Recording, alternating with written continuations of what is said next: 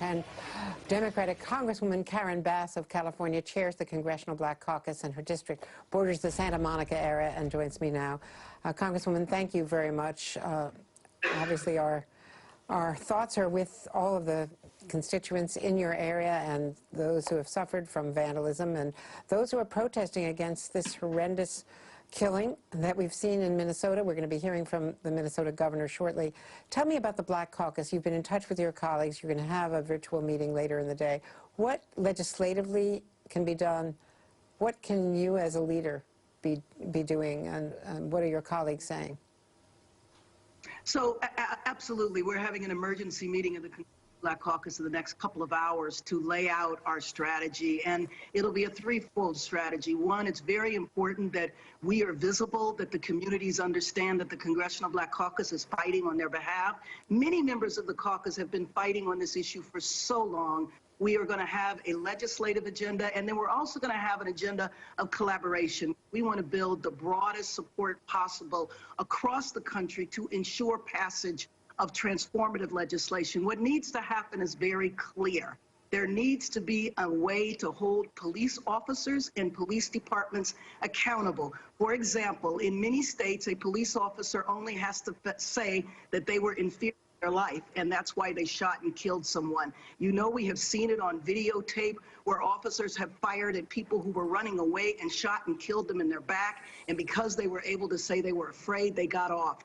So there's police unions around the country, and conservative organizations have passed legislation that makes it virtually impossible to hold the police accountable. Structurally, we have issues such as the district attorney in a locality is the one that would bring charges against the police, but at the same time, the DAs are the department that work hand in hand with the police. And so it's almost a structural conflict of interest. So we need to look at the root causes. We need to look at transformative, bold legislation right now. And the Congressional Black Caucus will be doing that. And I'm very happy to say that the Speaker, the Majority Leader, the Majority Whip are all in support of this. Our caucus will be united in pushing for transformation. What concerns do you have, though, that this will be symbolic, just as the most recent pandemic legislation has been, with the Senate resisting any kind of reform? Well, I think, first of all, I know that there are a number of senators, and I also believe they're bipartisan senators. You know, we have two members of the Congressional Black Caucus who are in the Senate, and they are working it on behalf of the Senate and do have bipartisan support.